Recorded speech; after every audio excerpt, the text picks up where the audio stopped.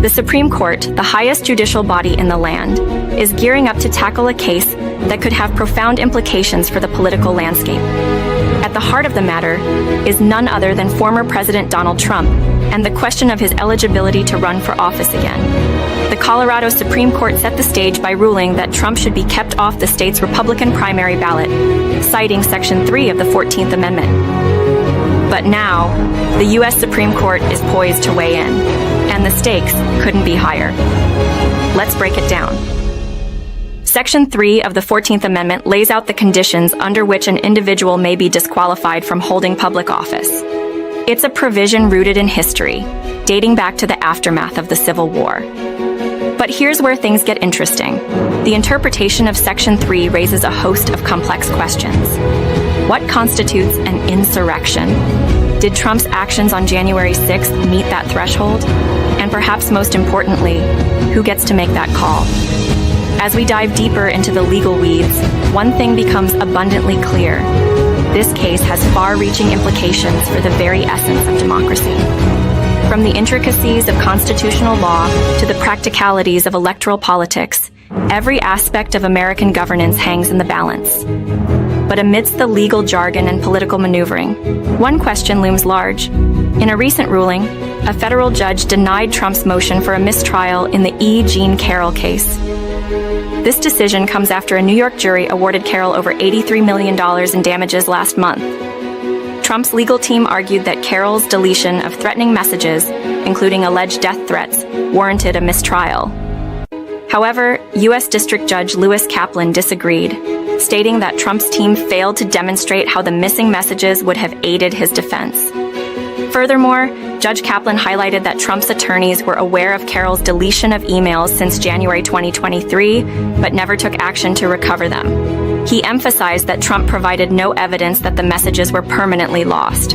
Despite arguments from Trump's legal team, Judge Kaplan concluded that a mistrial was unnecessary, noting that both sides had addressed the disposal of electronic communications during the trial. The jury had been properly instructed on the matter, and their verdict had been rendered. This ruling marks a significant development in the ongoing legal battle between Trump and Carroll, who accused him of defamation. With the mistrial motion denied, the case moves forward, maintaining public interest and scrutiny. Former President Donald Trump will not be present at the Supreme Court for the argument. While Trump has appeared in person for some of his other legal cases, he and his team have decided against attending this particular hearing. Trump, known for his belief in being his own best defense, often views courtroom appearances as political opportunities. However, today's absence suggests a strategic decision to focus on other engagements. Instead of attending the Supreme Court session, Trump is expected to deliver remarks from Mar-a-Lago in Palm Beach, Florida, before heading to Las Vegas for today's GOP caucus in Nevada and his campaign's victory party. While Trump will not be present, his legal team, along with Jason Miller, a senior advisor, will be representing him in the courtroom. This decision comes amidst ongoing legal battles and public scrutiny surrounding Trump's post-presidential activities. As the former president continues to navigate the legal landscape, his absence from today's Supreme Court argument raises questions about his legal strategy and priorities. We turn our attention to the ongoing legal battle involving former President Donald Trump. Despite his efforts to delay the proceedings, a New York appellate court has denied Trump's motion, clearing the path for his $250 million fraud trial to proceed as scheduled on Monday. The trial, spearheaded by New York Attorney General Letitia James, centers on allegations of civil fraud against the former president. Trump stands accused of submitting fraudulent valuations for assets, which were then used to secure favorable loan and insurance terms. Following Thursday's ruling, Attorney General Letitia James expressed readiness to present the case in court, emphasizing her commitment to seeking justice. Notably, the trial will feature a lineup of key witnesses, including Trump himself and his adult sons. James plans to call upon individuals such as Trump's former lawyer Michael Cohen and his daughter Ivanka Trump to testify, shedding light on the alleged misconduct. Among the witnesses listed is Trump's former accountant, Donald Bender, who previously provided damning testimony during the Trump Organization's criminal trial on tax fraud charges. Pakistan braces itself for the pivotal national elections amidst economic woes and political upheaval. Former Prime Minister Nawaz Sharif emerges as a frontrunner, seeking to lead the nation once more. Despite concerns over health and coalition politics, Sharif's return from exile signals a bid for economic revival and stability. His daughter, Maryam Nawaz Sharif, steps into the spotlight as a key figure within the Pakistan Muslim League Nawaz Party. Meanwhile, Shehbaz Sharif, the younger brother of Nawaz, navigates the political landscape with strategic finesse. As a seasoned leader and former Chief Minister of Punjab, Shehbaz Sharif's role in potential coalition building and his ties to the military remain pivotal factors in shaping Pakistan's future trajectory. On the other end of the spectrum, former Prime Minister Imran Khan finds himself sidelined, battling legal woes and political isolation.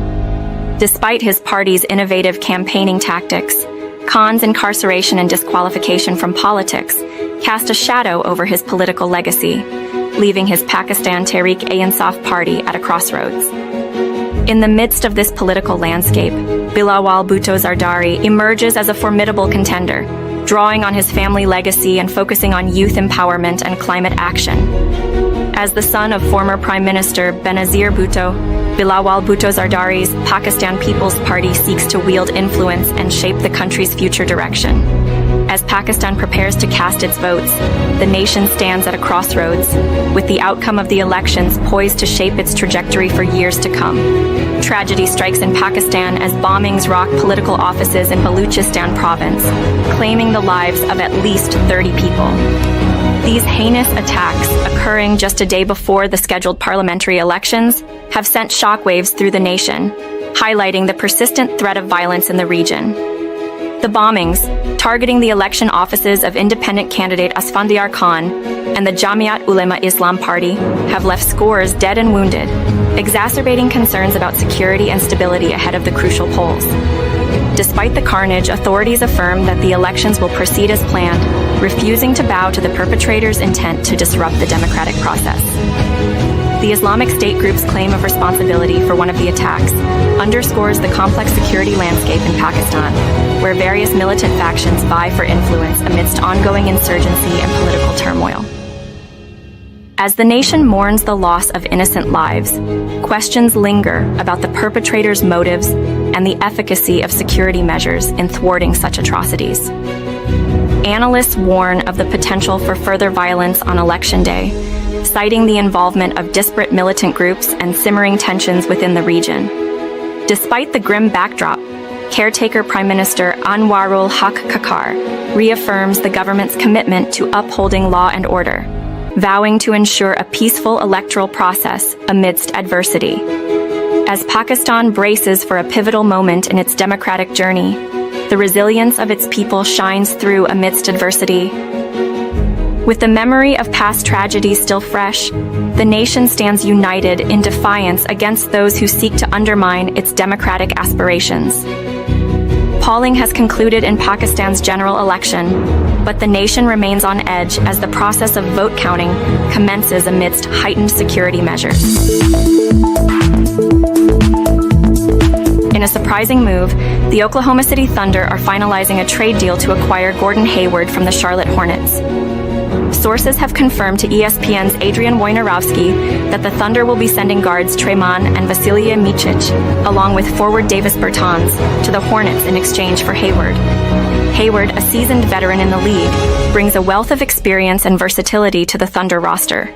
Despite battling injuries throughout his career, Hayward's ability to score, rebound, and facilitate plays makes him a valuable addition to any team. Standing at 6'7", Hayward's presence on the wing provides the Thunder with the size and skill they need as they push towards a playoff spot in the competitive Western Conference. His knack for shooting and passing will undoubtedly bolster the team's offensive firepower. Meanwhile, the Hornets are set to receive promising young talent in return. Guards Treyman and Vasilije Micic, along with forward Davis Bertans, offer the Hornets a glimpse into the future as they undergo a rebuilding phase under new ownership. With this trade, both teams are looking to strengthen their rosters and position themselves for success in the upcoming season. But only time will tell how this move will impact the dynamics of the NBA landscape. Let's shedding light on the remarkable journey of NBA star Gordon Hayward. From his humble beginnings to his rise as a prominent figure in professional basketball, Hayward's story is one of perseverance and determination. Born on March 23, 1990, Hayward's basketball journey began in Brownsburg, Indiana, where he attended Brownsburg High School. Despite starting out at 5 feet 11 inches, Hayward experienced a significant growth spurt, reaching an impressive height of 6 feet 7 inches by his senior year. In high school, Hayward's talent on the court earned him recognition as he led his team to victory in the Indiana Class 4A state championship. His unforgettable buzzer beater in the title game solidified his place in Indiana basketball history. After high school, Hayward continued to excel at Butler University, where he played a pivotal role in guiding the Bulldogs to the championship game of the 2010 NCAA tournament. Although they fell short of the title, Hayward's performance earned him praise and caught the attention of NBA scouts. In the 2010 NBA draft, Hayward was selected by the Utah Jazz as the 9th overall pick. Over the years, he established himself as a key player for the Jazz, showcasing his versatility and skill on the court.